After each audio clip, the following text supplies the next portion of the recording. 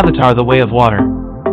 Sam Worthington plays Jake Sully, a crippled war veteran and former Marine. He wakes up in a giant spaceship on its way to Pandora, a thickly forested Earth-like moon. Because Jake and his brother are an exact genetic match, he was presented with a unique opportunity. 20 seconds of exposure to the poisonous atmosphere causes unconsciousness, with death occurring about 4 minutes later. Jake first meets Dr. Grace Augustine, Sigourney Weaver, the program's science lead, who awakens in a specially designed pod that links her to her avatar and flips open the top. Jake tries to imply he's a quick learner, but the ill-tempered Grace isn't impressed. A paraplegic is sent back to the Neytiri colony as a security escort. His twin brother Norm's genetic match makes him a perfect match for an avatar intended for his twin brother. Jake and Norm are linked to their avatars for the first time. He first meets a retired Marine pilot, Trudy Chacon, Michelle Rodriguez, and his commander, Colonel Quaritch. The Colonel warns Jake about the dangers awaiting him on Pandora. Jake is being watched from above by a Neytiri who aims an arrow at Jake and is about to shoot, but decides against it when luminescent creatures land on her bow. Jake's crew searches for him, but Trudy says they'll have to return to base since night ops are not allowed.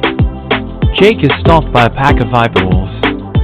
The archer who is observing Jake joins the bow on his side. Jake tries to keep up with his rescuer, Neytiri, Zoe Saldana, but is felled by BOLO. Jake is brought to his bed, a leaf high up in the home tree that encircles him like a cocoon. Home tree sits atop a massive deposit of unobtainium, so Jake appears to be their best shot at convincing the Omaticaya to move. The Omaticaya mining operation is moved to the Hallelujah Mountains, a remote region of immense, floating islands that are sacred to the Neytiri and rich in unobtainium.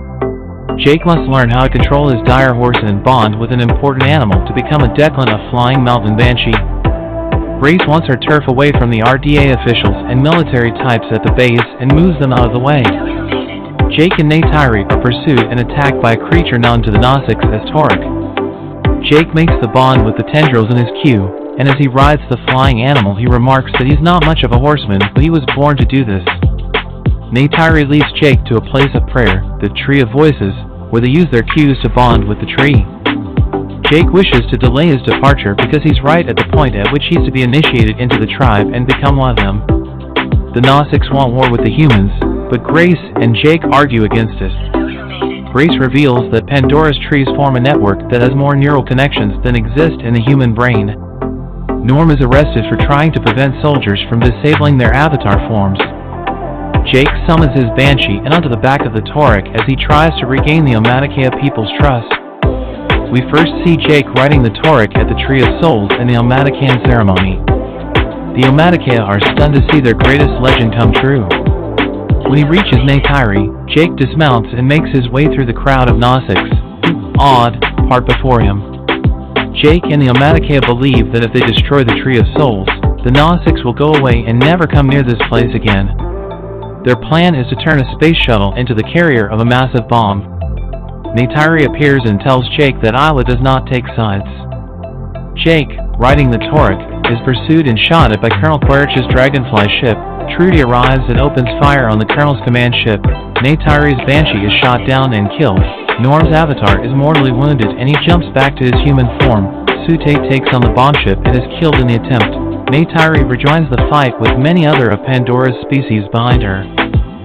Suddenly, a battalion of Titanotheres, Pandora's heavily armored dinosaur-like animals, arrives and engages the Earth forces. Colonel Quaritch puts on amp suit and jumps free of the command ship before it disintegrates in a ball of flames. He finds himself at the temporary camp set up by Grace. In the camp, Jake is inside his avatar pod. The Colonel kills a Thanator that Neytiri had bonded with and ridden to the site. Neytiri shoots an arrow at the Colonel, impaling him through the center of his chest. The Colonel, reeling, is unable to continue his attack on Jake. In a ceremony similar to Grace's, Jake passes through the Eye of Isla and wakes up in his avatar with Neytiri watching over him.